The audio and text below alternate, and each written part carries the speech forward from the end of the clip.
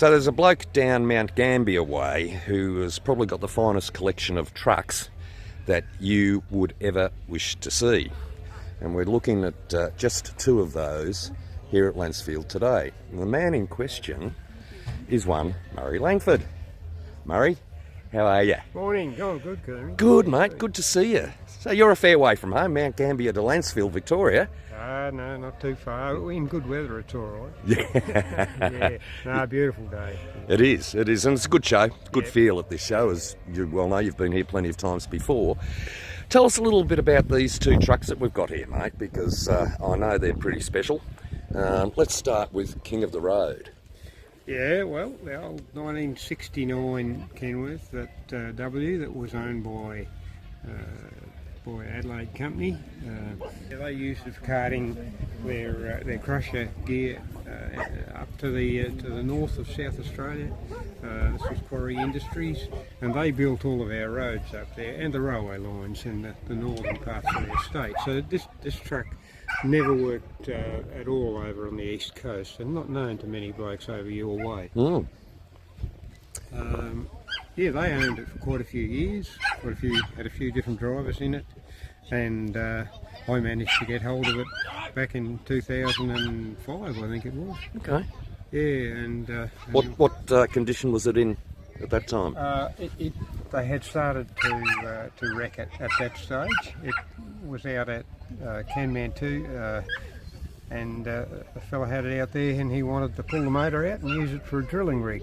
So I was lucky I did hear about it, and got back and managed to purchase it before he did that. And motor-wise, we're talking 12 cylinders, aren't we? 12 V71, and it's the original motor. It's been done up once before I got it, and then we put a kit through it again when I bought it. Yeah. Yeah, so we've got the original motor, 13 speed, 4 speed Joey box. That's Spicer, air operated. That's the original one that was in the truck, only lasted 3 or 4 months. Kenworth then, or Packard, supplied a new one. So the whole truck was built in Seattle, imported by Kenworth in '69. Right. And it's one hell of a trailer you've got with it as well, isn't it? Well, yeah, this little Waylange, I bought it. It spent most of its life over at Bega. And then I wanted a float the same age as my white Mustang, so I bought it to go behind that. And it was a beautiful little combination. It was painted green at that time. Yep. Since then, we've extended it a little bit and put a bit bigger loads on, and we tow it mostly with the Kenworth now. Okay. And of course you used it to bring this here. Yeah. And here we are looking at a 1923 GMC. You've had this for a little while now, haven't you? Oh yes, we we'll have. Walk up the front and... Yeah, we've had this for a few years. We got it back in, what must have been 2000 and about 10, something like that. Took us a couple of years to restore it. We had to replace a lot of gear. We were very lucky to be able to get some of the components. We had to, like the light fork that holds that, there was none on there, but there is one just here, within about 20 k's of us that we were able to borrow one from. Okay. So that's a tray truck. Yes. So this one I'd known about for many years, and I wasn't able to purchase it. It needed a full restoration. Yeah, big job, but I just love these old teens and 1920s trucks. They're just something everybody should drive, so that you realise how hard it was back in those days. Yes. Good fun. Yeah. What's the top speed on this? About 15 mile an hour.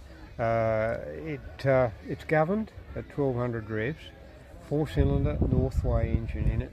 That was a GM company. Mm-hmm.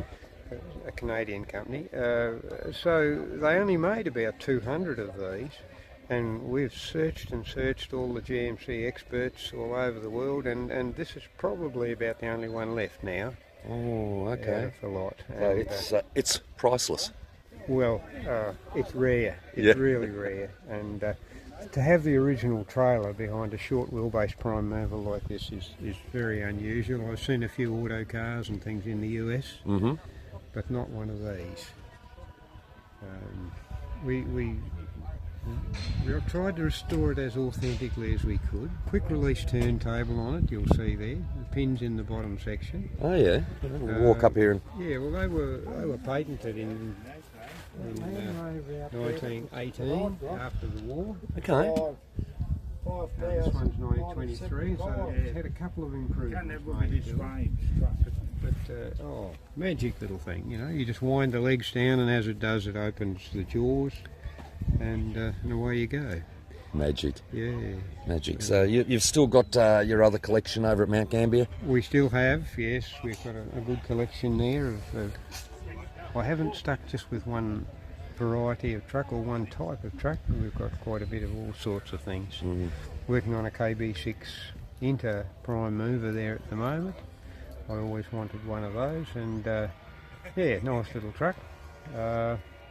So I keep on doing a little bit for others, and we had a couple of blokes work there that are qualified, really good, talented fellas, and we're able to turn out good work both for me and for a couple of good clients we had. Indeed, having seen them first hand and up close, I can certainly vouch for that. You do a superb job. Well, hopefully we'll get across to Mt Gambier again in a not too distant future, and we can do another one of these and go through the rest of your stock.